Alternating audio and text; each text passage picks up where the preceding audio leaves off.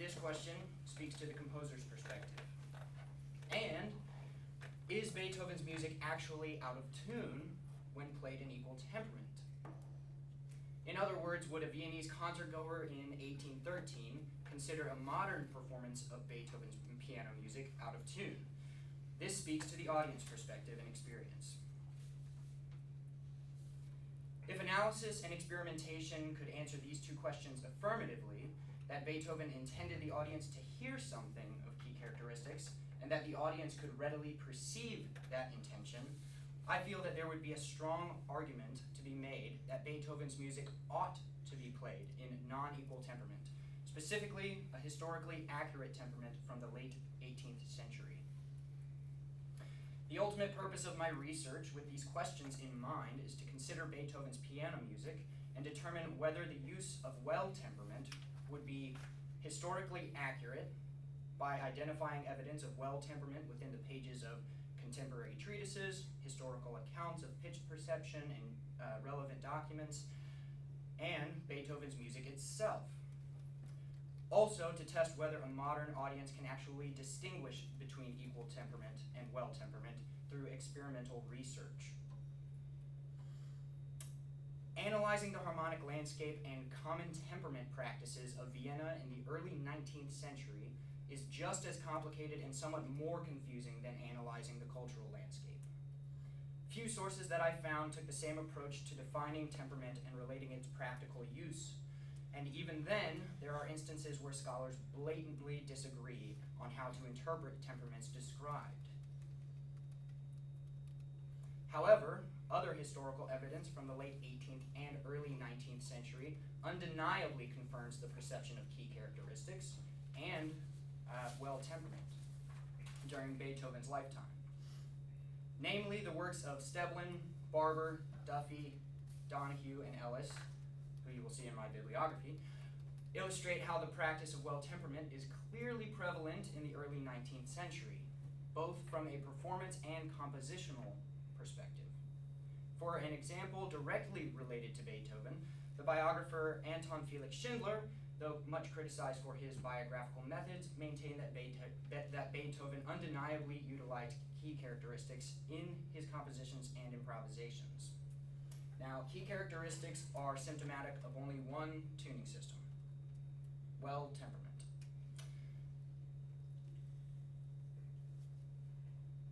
It is relatively easy to prove that well temperaments were used in Vienna during Beethoven's lifetime, but much more speculative to draw any conclusions as to the exact tuning of Beethoven's piano, as there may have been many methods to tuning and well temperament, as well as his music being performed on instruments that he did not tune or oversee the tuning of. However, we can make astute deductions from considering specific interval sizes in well temperaments, how they differ from key to key, and subjecting Beethoven's music to them for observation, as done by Kyle Gahn. Gahn suggests that Beethoven's increased use of mediant and submediant reliant harmonies during his middle period constitutes significant implications in regards to temperament, specifically in regards to well temperament.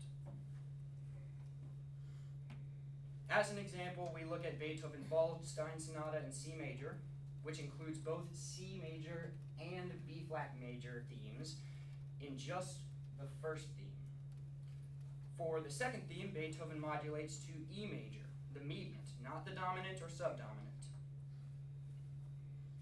If we consider a commonly used temperament in 1804, Thomas Young's well temperament of 1799, we can see that the major thirds in the keys of C and E major sound wildly different. The C to E interval is relatively consonant at 393.7 cents, whereas the E to G sharp third is almost Pythagorean at 404.1 cents. For context, assume that a pure third measures about 386.3 cents, and an equal third is 400 cents by definition. Part of my future research and presentations would be to record and demonstrate the difference between these harmonies and measure an audience's reaction.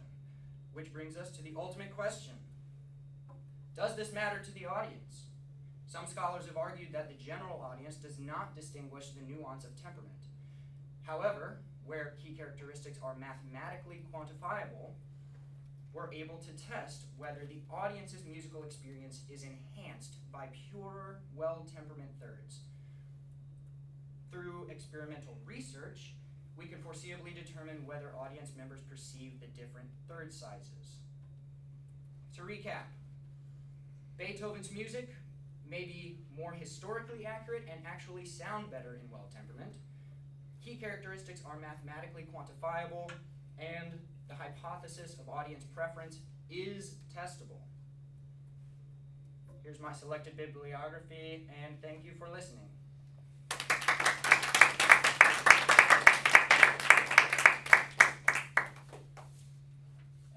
Jonathan.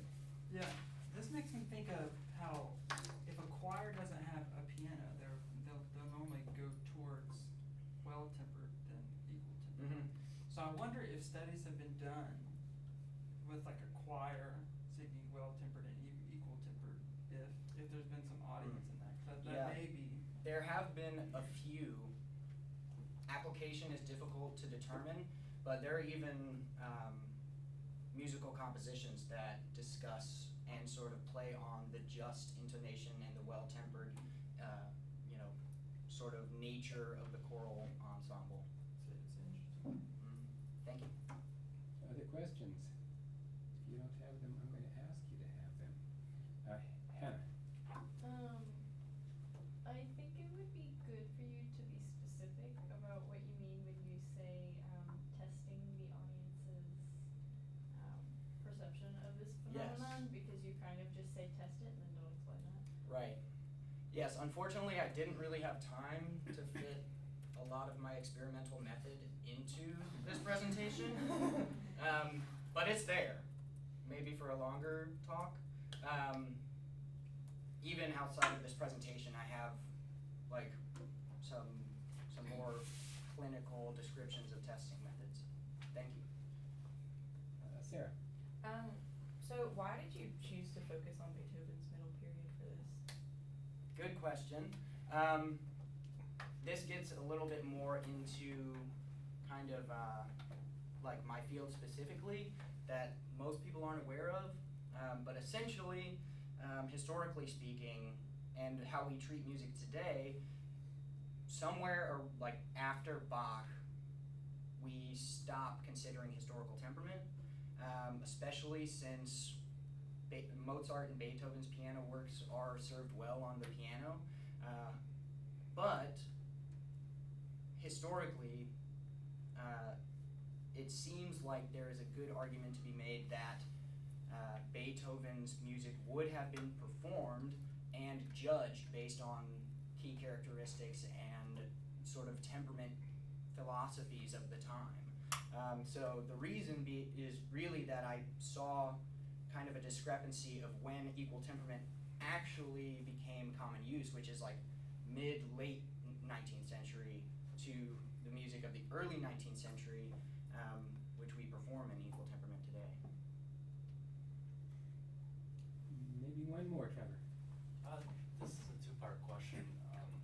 So I've heard, as everyone knows today, is fixed A is at 440. I've heard that back in Beethoven's time it was closer to 430, or maybe closer to 420 something.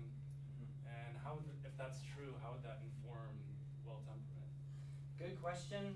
As far as perception of pitch, equal 440, equal temperament 440 versus equal temperament 430 would be pretty much inconceivable, except maybe for some considerations about instrument construction, like the piano might sound different if with less tension. But as far as like the pitch itself, there's not a lot of scholarship to support that pitch like level is actually noticeable.